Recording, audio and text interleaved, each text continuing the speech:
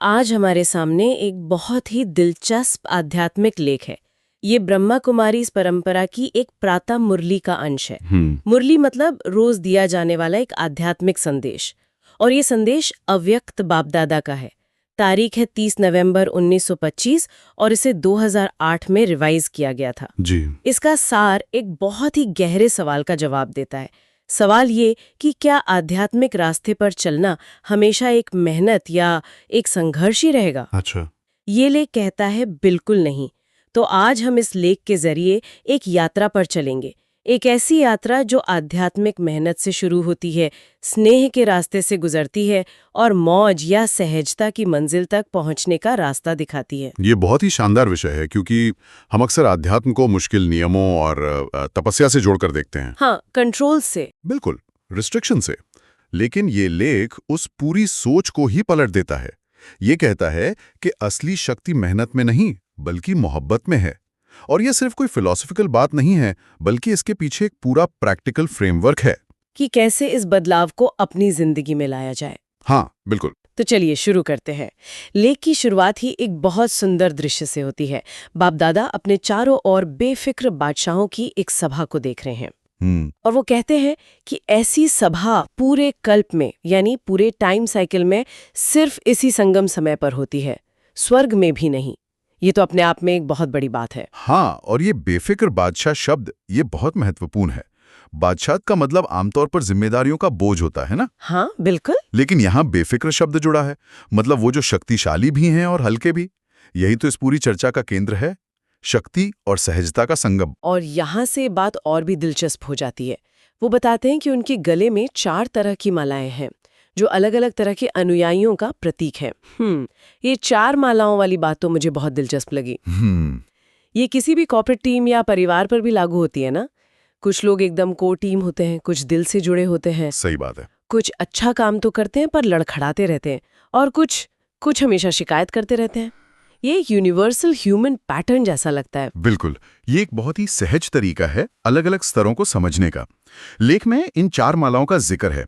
पहली, सबसे छोटी और गले के सबसे करीब, वो है बाप समान बनने का पुरुषार्थ करने वालों की। बाप समान? हाँ, ये वो हैं जो सिर्फ फॉलोवर नहीं हैं, बल्कि लीडर बनने की राह पर हैं, जिनके गुण और स्वभाव ईश्वर के समान हो रहे हैं। यानी ये टॉपर्स हैं। और दूसरी माला उन लोगों की है जो दिल के गहरे स्नेह के कारण बहुत करीब हैं और समान बनने की कोशिश भी कर रहे हैं। यहाँ देखिए, पहली और दूसरी श्रेणी में समान बनना कॉमन है, लेकिन दूसरी का आधार दिल का स्नेह बताया गया है। और तीसरी माला, वो थोड़ी बड़ी है। इसमें वो लोग हैं जो स्नेही भी हैं और सेवा में साथी भी, लेकिन उनकी रफ्तार एक जैसी नहीं रहती। अच्छा। कभी बहुत तेज, कभी धीमी। उन्हें तूफानों का यानी मुश्किलों का सामना ज्यादा करना पड़ता है। अच्छा। लेकिन उनकी चाहना अच्छी है। और चौथी माला, जैसे लेख में मजेदार ढंग से उलहनों वालों की माला कहा गया है। उलहनों वालों की। हाँ हाँ हाँ। ये वो हैं जो प्यार तो करते हैं, लेकिन उनकी शिकायतें कभी खत्म नहीं होती। ऐसा क्यों हुआ, वैसा होना चाहिए था। अब यहाँ मेरा एक सवाल है। इन चारों मालाओं में तो बहुत फर्क है। कोई सबसे आगे है, कोई सबसे पीछे। तो फिर इन सबको एक साथ रखने का क्या मतलब है? यही तो इस लेख की सबसे खूबसूरत बात है। और दिलचस्प बात यह है कि इन सभी मालाओं का आधार सिर्फ नियम या अनुशासन नहीं है, बल्कि स्नेह है। बिल्कुल, स्नेह है। चौथी माला वाले भी स्नेही हैं, तभी तो वो उलाहना दे पाते हैं। ये एक बहुत बड़ा मानसिक बदलाव है। अक्सर आध्यात्म को नियमों से जोड़ा जाता है, लेकिन ये लेख कह रहा है कि असली इंजन तो स्नेह है। अगर स्नेह है तो बाकी सब कुछ अपने आप हो जाएगा। ये करना पड़ेगा से करना चाहता हूं का सफर है। सच्चा दिल का स्नेह ही सबसे बड़ा शॉर्टकट है, जो हर तरह की मेहनत से बचा लेता है। करना पड़ेगा से करना चाहता हूं का सफर, ये लाइन तो बहुत गहरी है। इसका मतलब है कि अगर किसी को आध्यात्मिक रास्ते पर चलना मुश्किल लग रहा है, तो शायद उसे नियमों पर नहीं, अपने स्नेह के कनेक्शन पर काम करने की जरूरत है। एकदम सही। लेख में साफ कहा गया है, स्नेह में इतनी शक्ति है कि वो असंभव को भी सहज संभव कर देता है। जो स्नेह में डूबे रहते हैं, उनके लिए पहाड़ जैसी मुश्किल भी रुई जैसी हल्की हो जाती है। वाह! ये कोई कविता नहीं है, ये एक मानसिक अवस्था है जहां प्यार होता है वहां बोझ महसूस नहीं होता। पर ये कहना आसान है कि स्नेह के अनुभव को याद करो, जब असल में कोई बड़ी मुसीबत आती है, बिजनेस में बड़ा लॉस हो जाता है या कोई रिश्ता टूट जाता है, तब तो दिमाग में सिर्फ तनाव और डर होता है। उस वक्त स्नेह को याद करना प्रैक्टिकल कैसे है? क्या लेख इस पर कोई ठोस तरीका बताता है? बहुत अच्छा सवाल है, क्योंकि यहीं आकर ज्यादातर बातें किताबी लगने लगती हैं। लेख इसका एक बहुत प्रैक्टिकल समाधान देता है। वो कहता है कि जब माया या कोई मुश्किल परीक्षा लेती है तो हमारा दिमाग क्या, क्यों, कैसे के जाल में फंस जाता है। सही बात है। हम समस्या का विश्लेषण करने लगते हैं। लेख कहता है उस जाल में उतरो ही मत। तो फिर करें क्या? विश्लेषण नहीं करेंगे तो समाधान कैसे मिलेगा? समाधान विश्लेषण से नहीं, कनेक्शन से मिलेगा। लेख कहता है उस पल बाप के साथ हुए स्नेह के सबसे शक्तिशाली अनुभव को याद करो। उस एक पल को अपने मन में फिर से जियो। अच्छा, एक तरह का थॉट एक्सपेरिमेंट की तरह है। जैसे ही आप अपनी चेतना को समस्या से हटाकर स्नेह के अनुभव पर ले जाते हैं, आपकी मानसिक स्थिति बदल जाती है। डर की जगह हिम्मत आ जाती है। लेख कहता है कि ये याद उस मेहनत को मोहब्बत में बदल देगी। पत्थर पानी जैसा लगने लगेगा। परिस्थिति वही रहेगी, पर उसे संभालने की आपकी आंतरिक शक्ति कई गुना बढ़ जाएगी। मतलब ये एक तरह का इमोशनल सर्किट ब्रेकर है। जैसे ही नेगेटिव विचारों का ओवरलोड हो, मेन स्विच बंद करके एक पॉजिटिव सर्किट चालू कर दो। बिल्कुल। और इससे जुड़ी एक और कमाल की बात लेख में कही गई है। एक सीधा सा फॉर्मूला है, अगर जीवन में मौज नहीं है तो समझो बुद्धि पर कोई ना कोई बोझ है। मौज नहीं तो बोझ है। हाँ, और सलाह दी गई है कि सारा बोझ बाप को दे दो और खुद एक ट्रस्टी बनकर जियो। ट्रस्टी बनकर जीना, ये सुनने में तो बहुत अच्छा लगता है, लेकिन कई लोग इसका गलत मतलब भी निकाल सकते हैं। सब कुछ भगवान पे छोड़ दो का मतलब कहीं ये तो नहीं कि हम अपनी जिम्मेदारी से भाग जाएं? हाँ, और यहाँ एक पेज है, एक ट्रैप है। कई लोग सब कुछ बाप को सौंप दो का मतलब जिम्मेदारी से भागना समझ सकते हैं, पर यहाँ ट्रस्टी बनने का मतलब आलसी होना नहीं, बल्कि चिंता मुक्त होकर अपना कर्तव्य करना है। ये बहुत बड़ा फर्क है। ट्रस्टी का काम है संपत्ति की देखभाल करना, उसका मालिक बनकर चिंता करना नहीं। मालिक ईश्वर है। सही। मेरा काम है अपना 100% देना, लेकिन परिणाम की चिंता में घुलना नहीं। जैसे ही आप खुद को कर्ता समझना छोड़ देते हैं, बोझ अपने आप हल्का हो जाता है। तभी लेख कहता है कि यह संगम युग मौजों का युग है, मेहनत का नहीं। ये बोझ हल्का करने की बात तो कमाल की है, लेकिन कई बार हमारा सबसे बड़ा बोझ हमारे रिश्ते होते हैं, जहां हम अपनी गलती मानने के बजाय दूसरों के बदलने का इंतजार करते हैं। और कमाल की बात है कि ये लेख इसी मानवीय कमजोरी पर सीधी चोट करता है। इसे एक खेल कहा गया है। हाँ, और ये वो खेल है जो हम सब दिन रात खेलते हैं। लेख में बाप दादा कहते हैं कि बच्चे अपनी बात दूसरे के ऊपर रखने में बहुत होशियार हैं। अपनी गलती को सही ठहराने के लिए तर्क देते हैं। हाँ, ऐसा हुआ तो है, लेकिन हम सबका पसंदीदा बहाना है। बिल्कुल। हाँ, मुझे गुस्सा आया लेकिन उसने बात ही ऐसी कही थी। हाँ, मैं लेट हो गई लेकिन ट्रैफिक ही इतना था। मैं तो खुद दिन में 10 बार इस्तेमाल करती होंगी। लेख ने तो हमारी दुखती रग पर हाथ रख दिया। और ये तो हम सब करते हैं, है ना? अपनी गलती का ठीकरा किसी और पे फोड़ना। ये लेख बिल्कुल नब्ज पकड़ रहा है।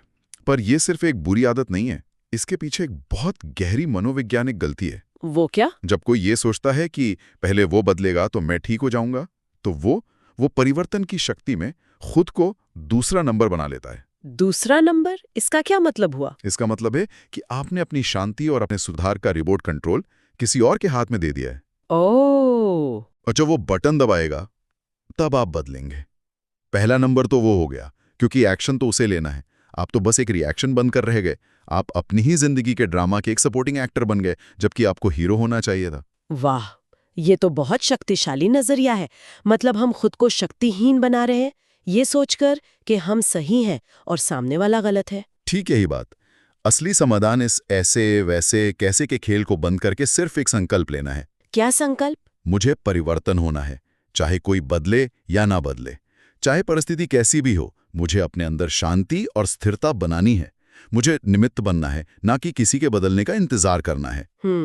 लेख कहता है कि इस एक दृढ़ प्रतिज्ञा से ही विश्व कल्याण का कार्य संपन्न हो सकता है। देखिए कैसे एक छोटी सी व्यक्तिगत आदत को पूरी दुनिया के बदलाव से जोड़ दिया गया है। ये तो सच है। जब तक हम दूसरों के बदलने का इंतजार करते हैं तब तक हम एक तरह से अटके रहते हैं। ये मानसिकता तोड़ना ही शायद असली आज़ादी है। बिल्कुल। और ये सिर्फ आध्यात्मिक जीवन में नहीं, ऑफिस पॉलिटिक्स से लेकर परिवार के झगड़ों तक हर जगह लागू होता है। जिम्मेदारी लेना ही सशक्तिकरण की पहली सीढ़ी है। बिल्कुल। और जब कोई ये जिम्मेदारी ले लेता है तो उसकी आध्यात्मिक यात्रा अगले स्तर पर पहुंच जाती है। और यहीं पर लेख का अंतिम भाग आता है, जिसमें एक वरदान और कुछ इशारे दिए गए हैं जो इस पूरी चर्चा का सार हैं। हाँ, वरदान है याद के जादू मंत्र द्वारा सर्व सिद्धियां प्राप्त करने वाले सिद्धि स्वरूप भव। यानी ईश्वर की याद ही वो जादू का मंत्र है जिससे कोई भी सिद्धि या सफलता पाई जा सकती है।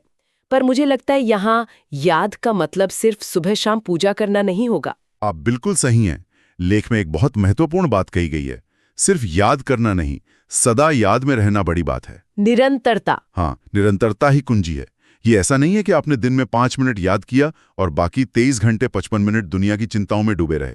सदा याद का मतलब है अपने हर काम के दौरान मन में वो कनेक्शन बनाए रखना। जैसे एक माँ घर का सारा काम करती है लेकिन उसका ध्यान अपने छोटे बच्चे पर लगातार बना रहता है। ये एक अभ्यास है जो धीरे धीरे सधता है, और जब ये सध जाता है तो आपके हर काम में एक दिव्यता और सफलता अपने आप आने लगती है। और अंतिम इशारा जो शायद सबसे गहरा है, अशरीरी और विदेही स्थिति का अभ्यास बढ़ाना। ये शब्द सुनने में बहुत भारी लगते हैं। इसका रोजमर्रा की जिंदगी में क्या मतलब है? इसका मतलब है खुद को शरीर से अलग एक आत्मा समझना। सुनने में ये बहुत गहरा लगता है, पर इसका एक प्रैक्टिकल मतलब भी है। जैसे कोई एक्टर अपना कॉस्ट्यूम पहनता है लेकिन वो जानता है कि वो कॉस्ट्यूम नहीं है। वैसा ही हमें इस शरीर को इस्तेमाल करना है, पर इसके दर्द, इसकी उम्र या इसकी पहचान में पूरी तरह डूब नहीं जाना है। यही इजी रहने का राज है। मतलब शरीर में रहते हुए भी शरीर के प्रभाव से मुक्त रहना। हाँ, लेख में एक बहुत अच्छा उदाहरण है।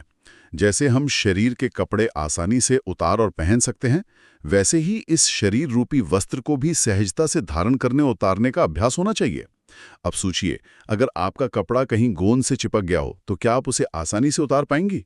नहीं, बिल्कुल नहीं। उतारने में बहुत मुश्किल होगी, शायद कपड़ा फट भी जाए। बस यही बात है। लेख कहता है कि अगर हमारा ये शरीर रूपी वस्त्र किसी पुराने संस्कार में, किसी पुरानी आदत, किसी दर्द या किसी रिश्ते के मोह में चिपका हुआ है, तो उसे अंत समय में उतारना यानी शांति से शरीर छोड़ना बहुत मुश्किल होगा। अच्छा। इसलिए सलाह दी गई है कि जीवन में इजी रहो। किसी भी बात को दिल से इतना मत चिपकाओ कि वो बोझ बन जाए। जितना हम इजी रहेंगे हर रिश्ते में, हर काम में, उतना ही ये विदेही अवस्था सहज बनती जाएगी। और यही मेहनत से मुक्ति का सर्वोच्च स्तर है। तो आज की इस चर्चा से हमने समझा कि कैसे स्नेह मेहनत को मनोरंजन में बदल सकता है, कैसे अपनी गलतियों की जिम्मेदारी लेकर खुद को बदलना ही आगे बढ़ने का रास्ता है, और कैसे निरंतर याद और अनासक्ति यानी इजी रहने का अभ्यास हमें सच्ची मुक्ति का अनुभव करा सकता है। ये एक पूरा रोड मैप है। ये सब सुनने के बाद एक सवाल मन में आता है। ये लेख हमें मेहनत और बोझ को ईश्वर को सौंपने की बात कहता है, तो सोचने वाली बात यह है कि हमारी आज की दुनिया में जहां हसल कल्चर का बोलबाला है, जहां सफलता का मतलब ही ज्यादा मेहनत, तनाव और संघर्ष माना जाता है, क्या वहां सच में स्नेह और समर्पण से हमारे सबसे बड़े बोझ भी हल्के हो सकते हैं? और अगर हाँ, तो आज हमारी जिंदगी का वो कौन सा एक बोझ है, चाहे वो काम का हो, रिश्ते का हो या सेहत का, जिसे हम मेहनत से नहीं बल्कि स्नेह और सहजता से बदलने की पहली कोशिश कर सकते हैं?